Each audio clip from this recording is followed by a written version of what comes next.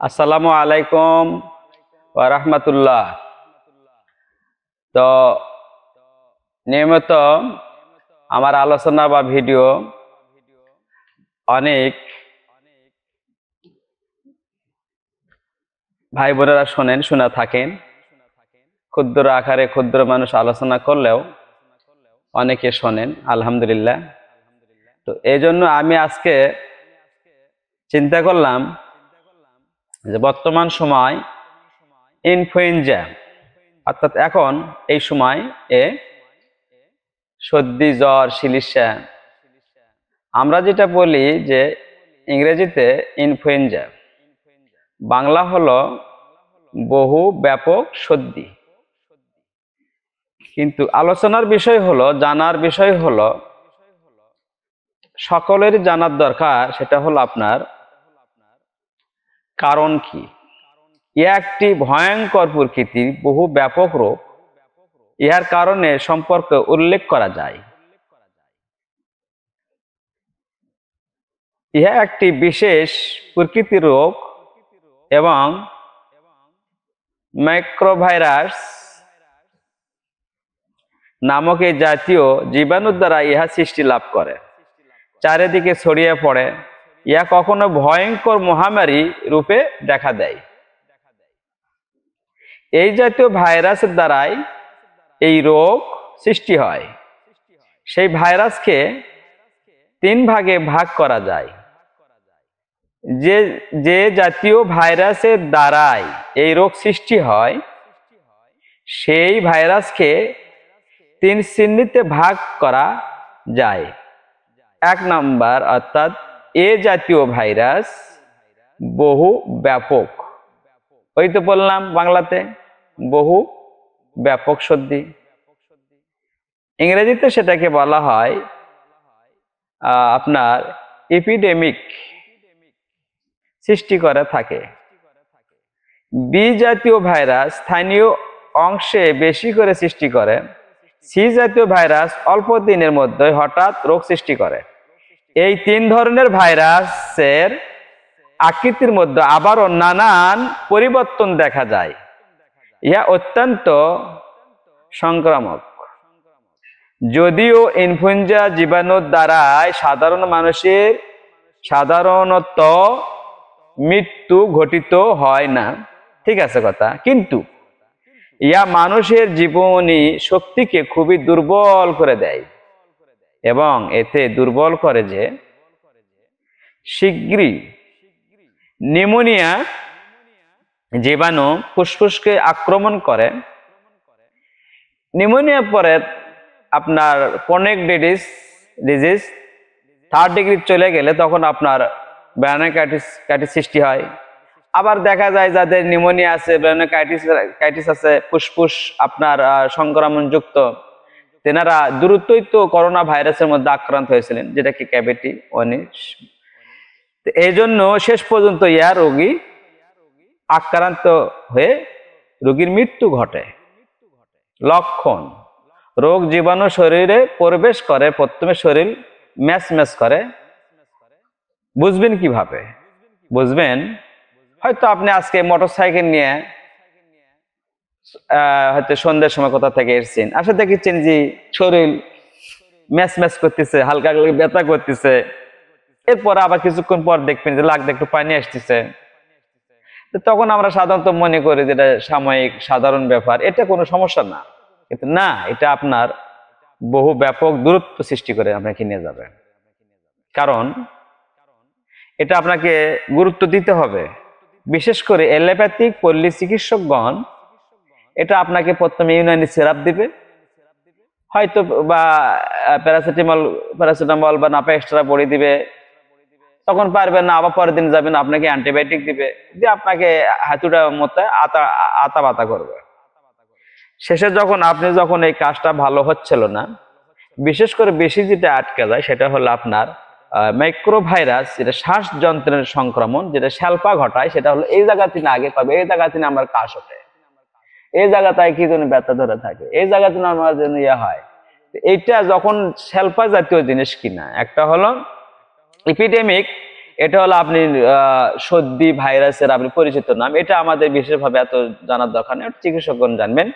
কিন্তু মাইক্রো ভাইরাসটা শ্বাসযন্ত্রে যে শেল্পা পয়দা হয়, যেটা আমরা ক্রনিক ডিজিজে পরিণত হয়, পুরাতন রোগ পরিণত হয়, এটা আমাদের জানা খুব জরুরি। হ্যাঁ, তো এই জন্য এটা আমি খুব জরুরি মনে করছি, কারণ এইটা নিয়ে অনেক বয়স্ক মানুষ, বৃদ্ধ মানুষ অনেক সময় শুনতে পাই, দেখতে পাই, ভাই বাবা অমুক আমরা বহু সিরাপ খাচ্ছি, বহু অ্যান্টিবায়োটিক খাচ্ছি, বহু কিছু করছি, কই কোনো সমাধান হয় না। হয় না কেন?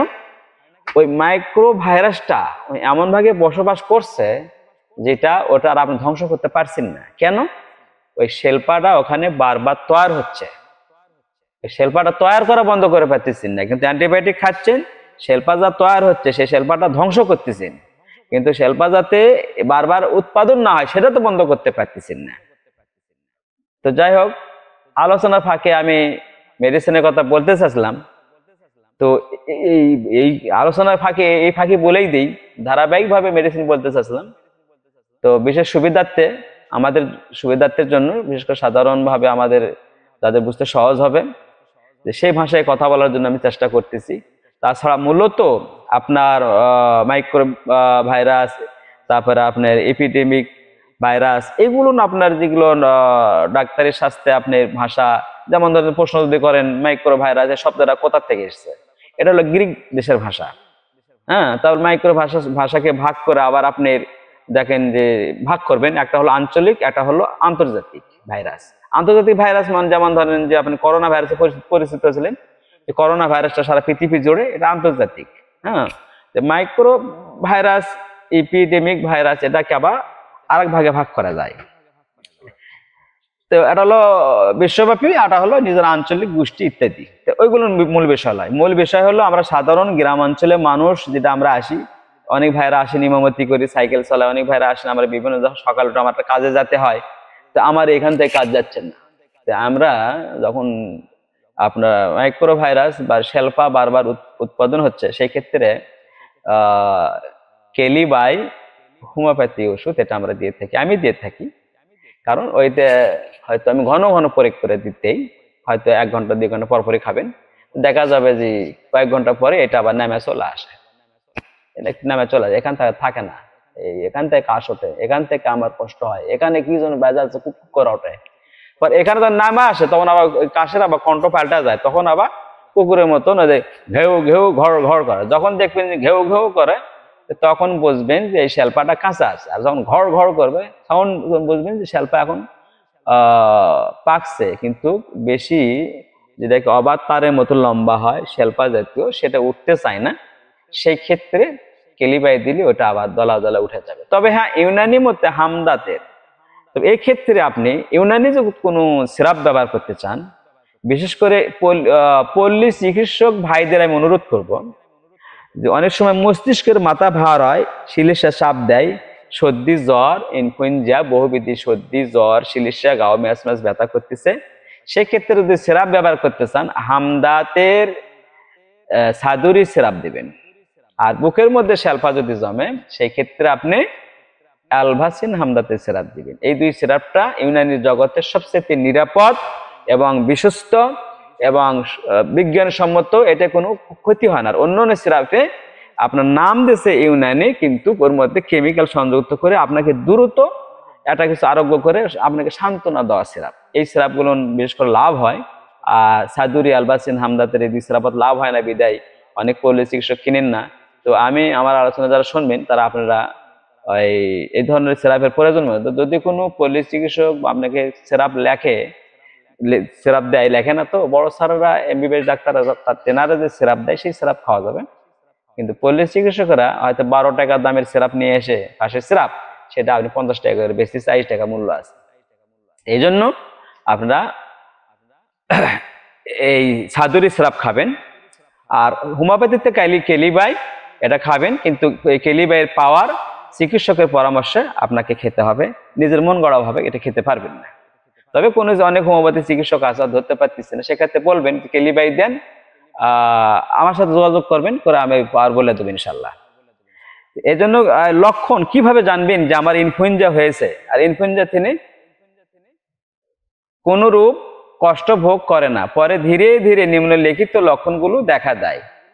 ক, হঠাৎ অল্প অল্প করে শীত অনুভূতি হয়ে জ্বর আসে এবং মাথার, কোমরে, চোখে অত্যন্ত যন্ত্রণা বোধ করে।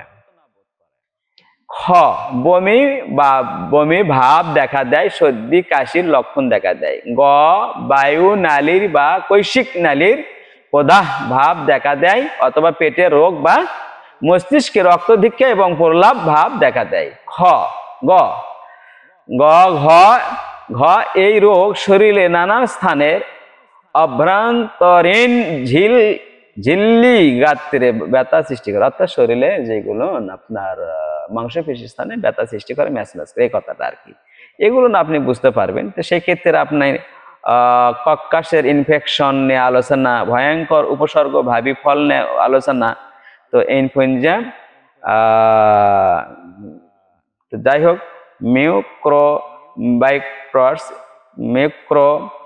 টকিস ইত্যাদি বিষয়, এগুলো আমাদের জানার দরকার নেই। এগুলো চিকিৎসকের মানে মগজ করার জন্য বুঝতে হয়, শিখতে হয়, জানতে হয়।